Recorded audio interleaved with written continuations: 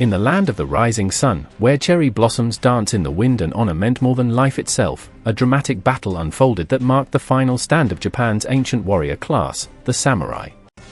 This is not just a tale of swords and bloodshed, it's a kingdom tale of loyalty, change, and the dying roar of a bygone era. Welcome to Echoteller TV, where history lives and legends breathe.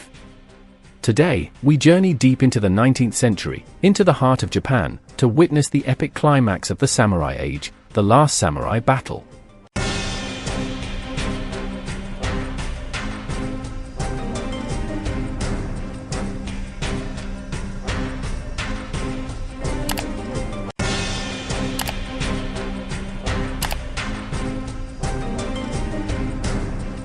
The 1800s were a time of great upheaval in Japan.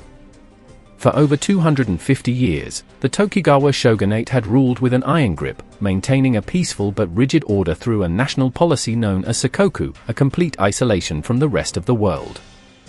No one came in, and very few went out.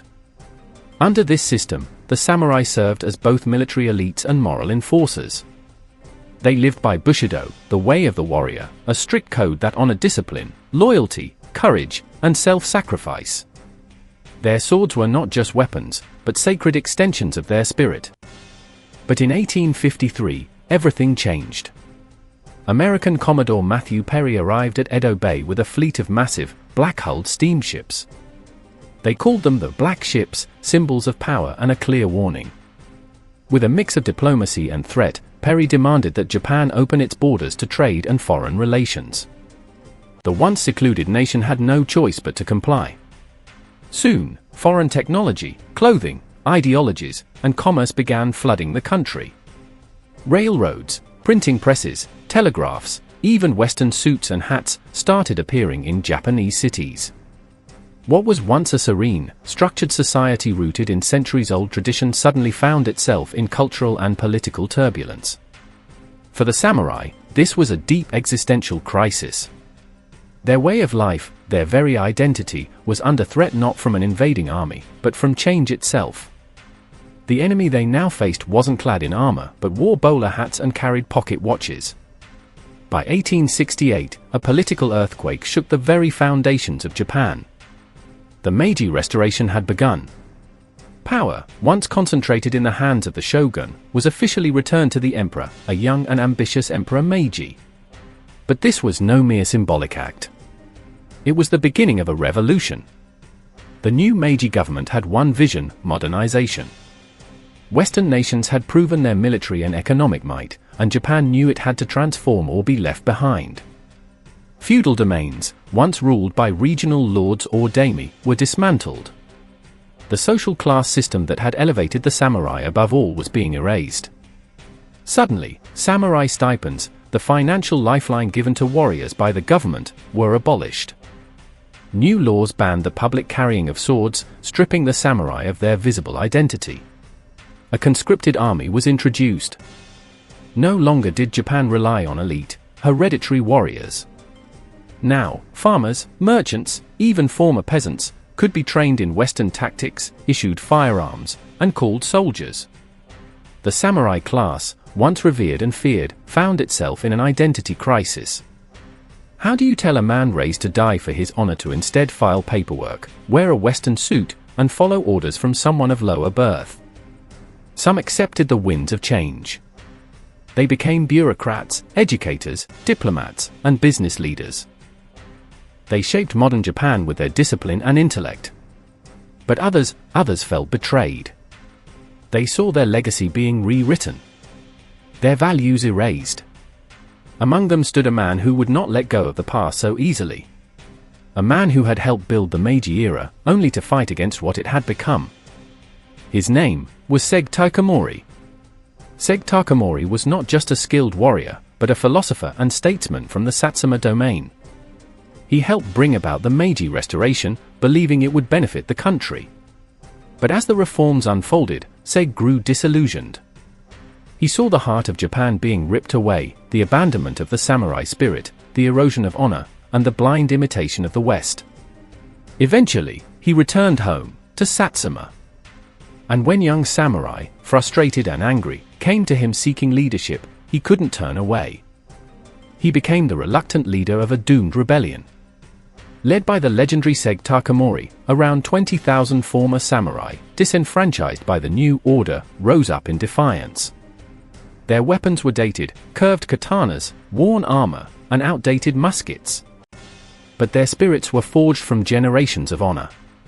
They marched with purpose, bound not just by a military command, but by shared grief over a world slipping away. Opposing them were over 60,000 imperial soldiers, equipped with bolt-action rifles, cannons, and trained in Western-style warfare. These weren't battles fought in shadowy bamboo forests.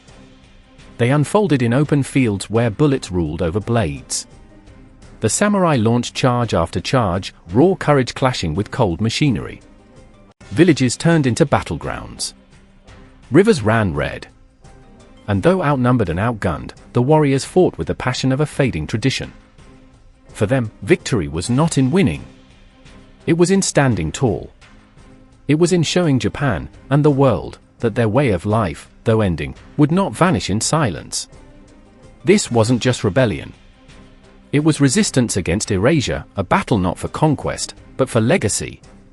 By the late 1800s, Japan was going through major changes. The Meiji Restoration, starting in 1868, was a period of rapid modernization, centralizing power, adopting Western technology, and building a modern army. But not everyone agreed with these changes, especially the samurai, who were losing their power, privileges, and way of life. One of the most famous samurai leaders, Sege Takamori, initially supported the Meiji government but later became disillusioned. He saw the erosion of traditional values and the marginalization of the samurai class as a betrayal. This led to the Satsuma Rebellion in 1877, where he and thousands of loyal followers rose up in revolt. This was the final battle of the rebellion, fought near Kagoshima on Shiroyama Hill. Sege's forces, only about 500 exhausted and poorly armed samurai remained with him. Many of them had no firearms, only swords. Imperial army, over 30,000 modern troops, equipped with rifles, artillery, and even warships, surrounded the hill. The government troops had been laying siege for days. On the morning of September 24th, they launched a full-scale attack.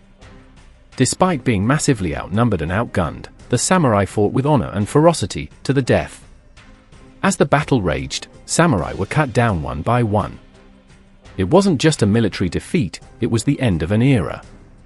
Sege Takamori was seriously wounded. According to tradition, he is believed to have committed seppuku, a ritual suicide to preserve honor in death.